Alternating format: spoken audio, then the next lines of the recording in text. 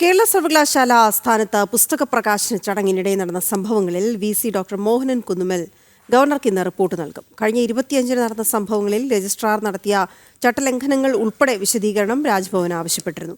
രജിസ്ട്രാറിൽ നിന്ന് വിശദീകരണം തേടിയ ശേഷമാണ് വിശദമായ റിപ്പോർട്ട് രാജ്ഭവന് വി.സി. നൽകാൻ ഒരുങ്ങുന്നത്. ശാലിനി തുടരുന്നുണ്ട് വിവരങ്ങൾ നൽകുന്നതിനായി. ശാലിനി, ഇന്നിപ്പോൾ രജിസ്ട്രാറിൽ നിന്നുള്ള വിവരങ്ങൾ കൂടി തേടിയ ശേഷം സമഗ്രമായ ഒരു റിപ്പോർട്ടാണോ വി.സി. നൽകുക ഗവർണർക്ക്?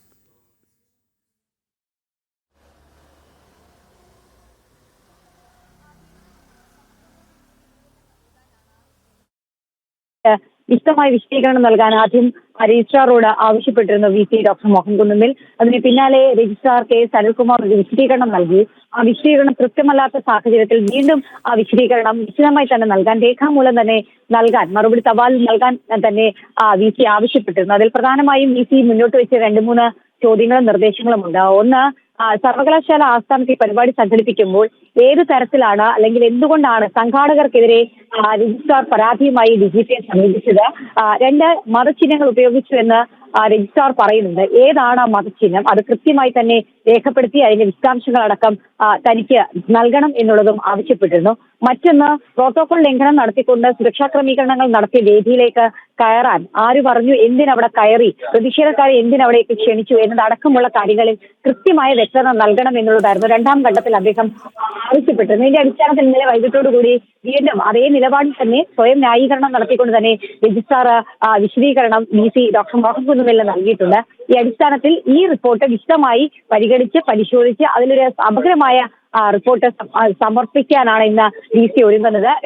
രാജ്ഭവൻ അടക്കം കൃത്യമായി വിഷയത്തിൽ വിട്ടുപെട്ട സാഹചര്യത്തിൽ കൂടിയാണ് നിർണായകമായിട്ടുള്ള നീക്കങ്ങൾ വി.സി. കൂടി നടത്തിയിട്ടുള്ളത്. വി.സിക്ക് മുൻപാകെ രജിസ്ട്രാർ കെ.എസ്. അനിൽകുമാറിനെതിരെ ഗുരുതരമായിട്ടുള്ള പരാതി സംഘാടകർ നടത്തിയിട്ടുണ്ട്.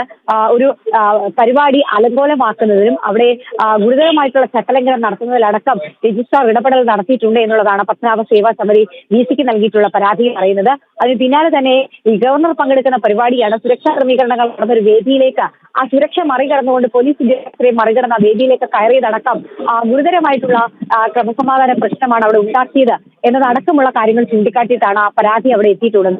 ഈ ഘട്ടത്തിൽ കൂടിയാണ് വിശദമായി പരാതിയും ഒപ്പം തന്നെ മറുപടിയും പരിശോധിച്ച് ഇന്ന് തന്നെ വിശദമായ റിപ്പോർട്ട് രാജ്ഭവനിലേക്ക് നൽകുന്നത്. അതിനുശേഷമായിരിക്കും രജിസ്ട്രാർക്കെതിരെ ഗുരുതരമായിട്ടുള്ള നടപടികൾ ഉണ്ടാകാനുള്ള സാധ്യതകൾ കൂടി നമ്മൾ കാണുന്നത്. സർവീസിൽ നിന്ന് സസ്പെൻഡ് ചെയ്യണമെന്നുള്ളതാണ് പത്മനാഭ സേവാ സമിതി വി.സിയോട് ആവശ്യപ്പെട്ടിട്ടുള്ളത്. പക്ഷേ വി.സി ഏത് തരത്തിലുള്ള നിർദ്ദേശം ഗവർണർക്ക് നൽകുമെന്നുള്ളതാണ് അറിയേണ്ടത്, അല്ലെങ്കിൽ റിപ്പോർട്ടിൽ ഏത് തരത്തിലുള്ള ശുപാർശ നൽകുമെന്നുള്ളതാണ് അറിയേണ്ടത്. ഭരണകാര്യങ്ങളിൽ മാത്രം ഇടപെടേണ്ട ഒരു വ്യക്തിയാണ് സർവകലാശാലകളിലെ രജിസ്ട്രാർ എന്നുള്ളത്. 1977 സർവകലാശാല ചട്ടം അടിസ്ഥാനത്തിൽ ഭരണകാര്യങ്ങളിൽ ഇടപെടേണ്ട ഒരു വ്യക്തി ഇത്തരത്തിലുള്ള പരിപാടികളിലും ഇത്തരത്തിലുള്ള വി.സി നടത്തേണ്ട ചില നിർണായക ഇടപെടലിലൊക്കെ ഇടപെട്ടതിലടക്കമുള്ള കാര്യങ്ങളിൽ വിശദമായി തന്നെയുള്ള ശുപാർശ, വിശദമായ റിപ്പോർട്ട് തന്നെയായിരിക്കും, വിശദീകരണം തന്നെയായിരിക്കും ഇന്ന് വി.സി.